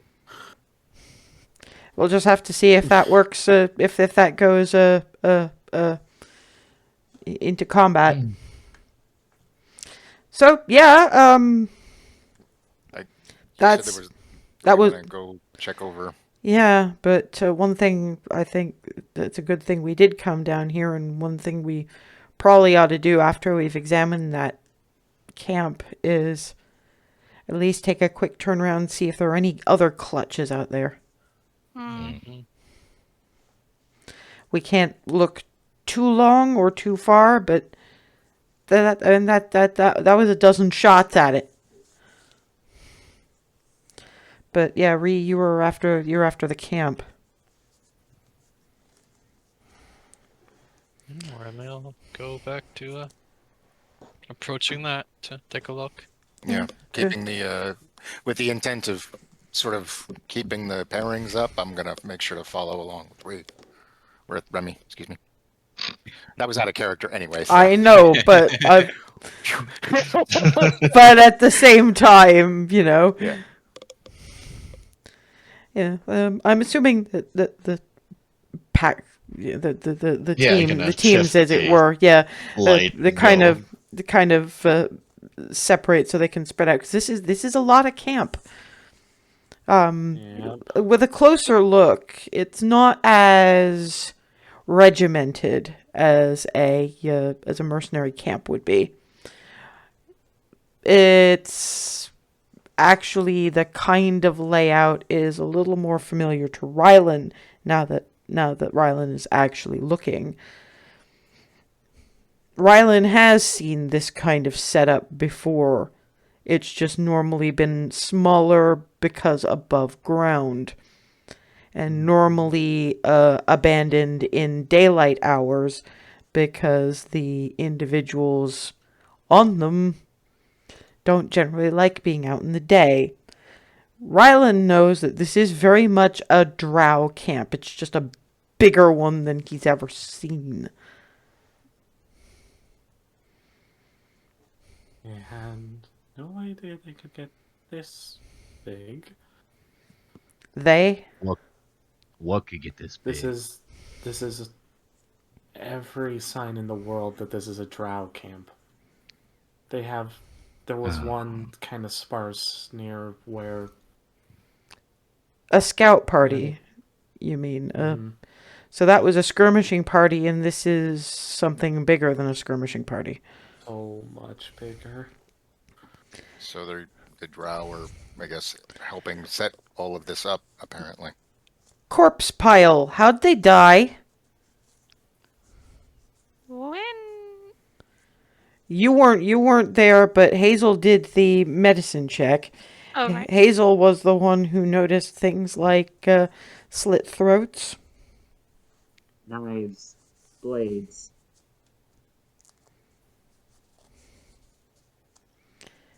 And fairly big corpse pile? Pretty Very big. Really big. More than you'd probably find at an inn that gross? Yes. Like, Oh, I guess- maybe some of them might have worn armor at some point, but had it removed? Mm-hmm. Well, we know what happened. That explains a lot. Mm-hmm.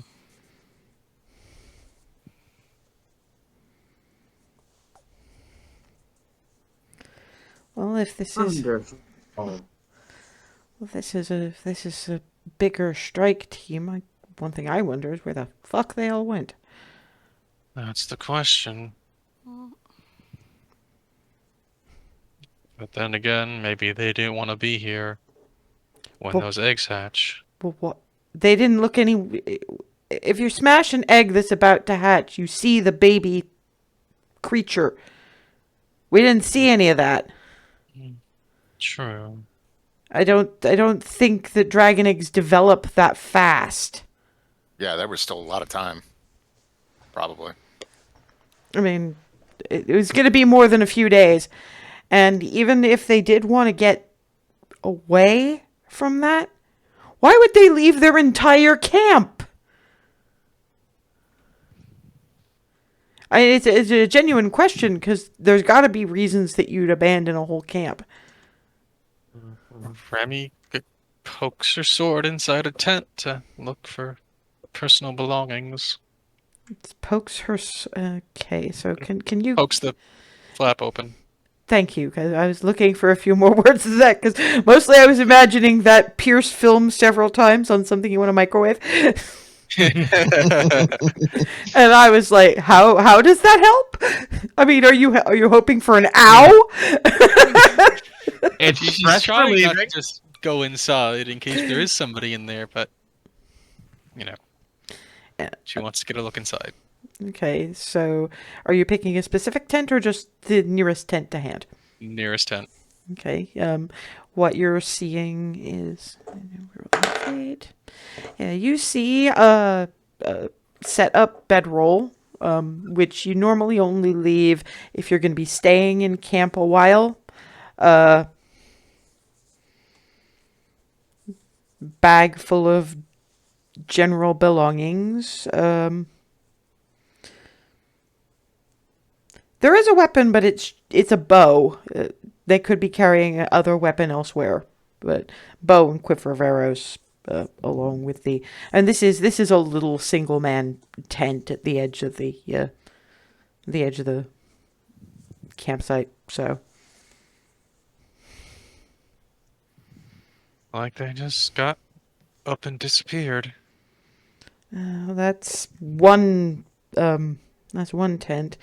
There's something about. I heard an Egref individual arguing something philosophical, and there was also those weird natural philosophers in the Cabrera of all minds who had those. Remember those yelling matches about your data's inconclusive, your sample size is too small. Mm-hmm. I think we need a bigger sample size. Fair enough. If I have any light near me, I'm sort of gonna sort of examine everything around, see if there's any sign of what might have happened, like if there's signs of scuffling or Okay. hurried movement or. Yeah, I'll assume light can happen, so all of y'all, if everybody's searching, all of y'all make me an investigation check.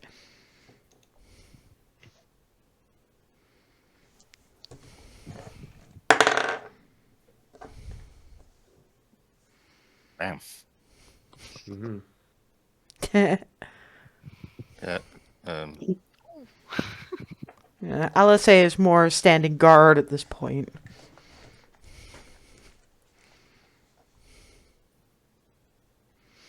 Yeah. I'm taking a cue from Remy though, and being very careful and with looking in the tent before investigating further. But, Yeah. yeah, definitely investigating. Yeah, Rylan, Hazel, and Barnabas, the only reason they're not doing so good is, well, in the case of Rylan and Barnabas, varying flashbacks. For Barnabas, it's mercenary campish looking thing plus black shit is just no. Rylan drow plus that black shit equals nah. No. And Hazel is too busy trying to keep an eye on them to be looking at much of anything. That's fair. Ava and Remy have been, by and large, lucky. They've just found empty tents, bedrolls set out. Generally speaking, packs are still there. Sometimes there's weapons, sometimes there's not. Faraday, Darvin, and Clarity, the tents they've gone into, moving a little bit further in, have a little bit more inside them. Basically, the bedrolls are laid out. It's just that there's meat in them that was apparently a body at one point, and Darvin's is, I mean, it's still fairly cold, so you're not entirely sure why there's so much in the way of maggot. Faraday has found that this one's a little closer to where the nest was, and given that investigation check, you're not 100% sure, but this looks like some kind of poisoning. There's this grayish black foam coming out of their mouths, and they look like they died in an extreme amount of pain. Clarity finds frozen blood puddle as this individual apparently slit their own throat. But what she gets is a note of sorts. It's a little tricky to read, not because she can't read it, because she can read all languages and it's an undercommon anyway. But because it was written in this individual's blood, and there's enough blood on the paper as well to obscure some of the words. But it looks like a confession to something you don't understand, that it's not even entirely clear whether they did or didn't. It's the ravings of a lunatic driven to the point of, make it, it devolves into make it stop, get it out of my head. Oblivion is better, and that's about where it stops. With an awful lot more blood. There might be more, but it ends in a puddle, or now a kind of because you know what happens if you dip paper in liquid and then let it freeze. Crunch, crunch. Would I see this since I'd probably be near, since we were like, Well, no, because these are inside tents. You're one of the ones who's been mostly looking and getting empty tents. Oh, right. Okay. Darwin will see all that, make a noise, and step back and just point at the meat. Maggots, meat. Maggots? Yeah, I know. How do we smell? No. Any of the... No. There's no smell. Weird. But yeah, right? So, Something very wrong happened here. There's a note. And this one slit his own throat. And there's ravings of make it stop, oblivion would be better. I'm not liking that word choice. Doesn't the black goop make you go crazy? Yeah. Oh no! Do you think they used the black goop to make them kill themselves, and then that made the corpse? Yes. But keep in mind, Drow are already. The reason that most Drow aren't like Shannara.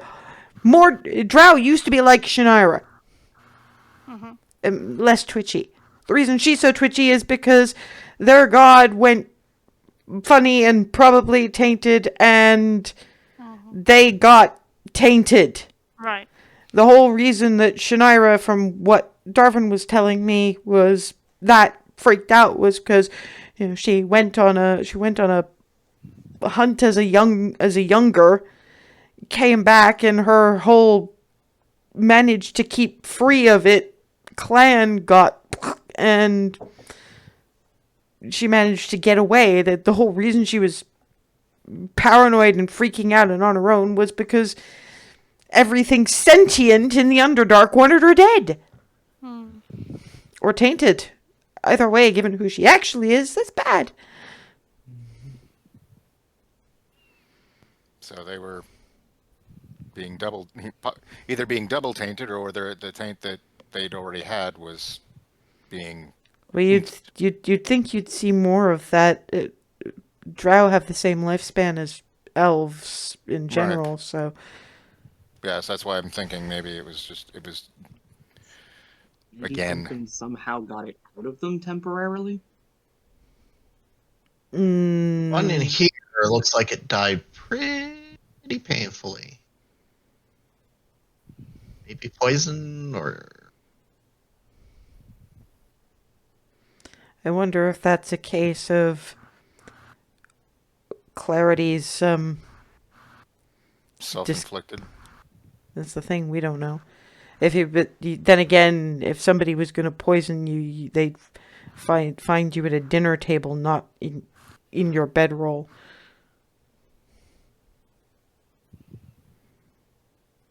I didn't hear that. Oh, there's some stories where it's not done that way, but yeah, I mean in general. But normally it's not. If it's done that way, normally it's not evident as poisoning. Yeah, fair. Okay. It's normally if somebody's poisoning you and you don't want to be poisoned, you have to sneak it into them somehow.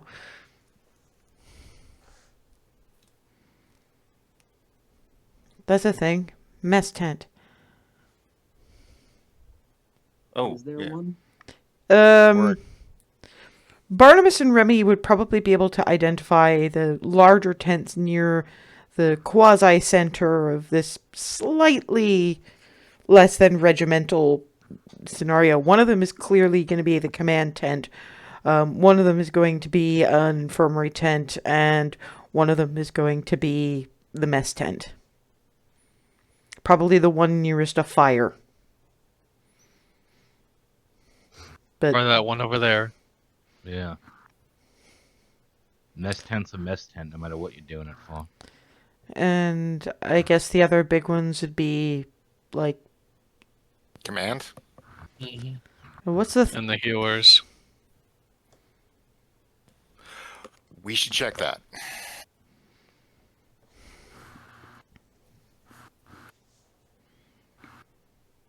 Yeah, And the... pick- Okay, so is everybody going into each one all as a group? Giving us the teams. Out of habit, I'm going to follow Remy at this point. I'll stick with Clarity. I'll go more towards the command tent. Okay. Right, then I guess Remy will go to the healer's tent. Hazel, stick with me. If there's something up in the medical tent, you're gonna know what it is more than I am. Okay, so Remy's mess tent, Clarity's command tent, Hazel and Alice are doing medical tent. Darwin, out of habit, is following Remy. So, Okay. who else is going mess tent? Barnabas is. Okay. So I'll follow Barnabas still. Okay, so that leaves Ava and Farida. Where are you guys gonna go? I'm sticking with Clarity. Okay, so command tent.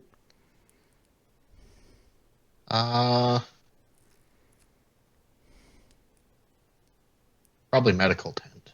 Okay. The mess tent is the first time you actually encounter a smell. Now, this is, I mean, it's faint because it's largely frozen, but it's rotted food, not poisoned, just rotted.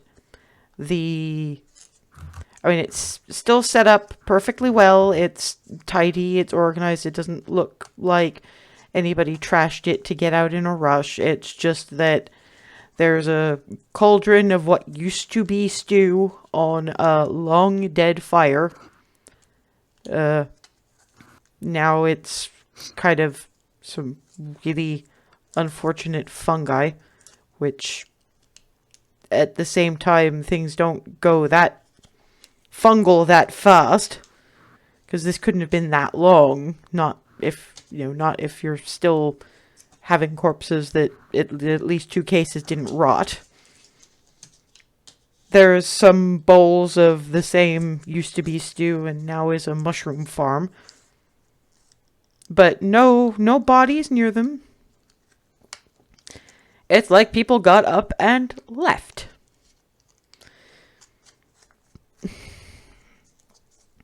The command tent.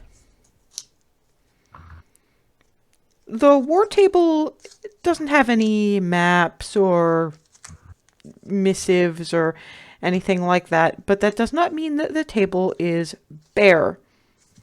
There is a drow, hard to tell age with drow, but not hugely young, who has been effectively nailed to the surface, to the tabletop. They've been dead for, I mean, not long enough to be rotted, but then again, it seems more frozen than anything else. But it does look like somebody nailed them there and didn't just slice their throat. Apparently, just about every major arterial bit they could find. And given the intelligence of some of the people involved there, you could not make cuts that precise unless somebody was not squirming when it happened. So either they were unconscious when this happened, although given some of the blood spray, not hugely likely, you'd need Hazel to have a look. Or they just lay there and let them do it. Yay. Medical. They step in. These are the 3 that I can actually see in well, two that can actually see in the dark, and somebody with dancing lights at this stage. That's when you see a shadow move and hear a not loud enough to carry to across some of the noises you guys are making, but a kind of a bubbling.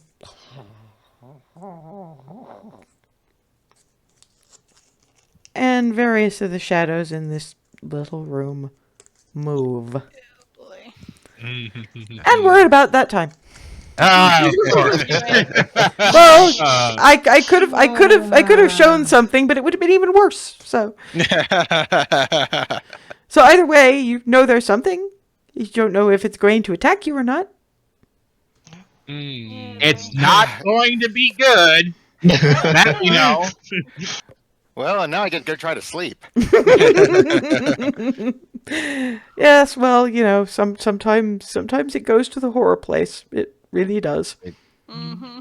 In any case, we'll meet up again in 2 weeks' time to cope with what happens next.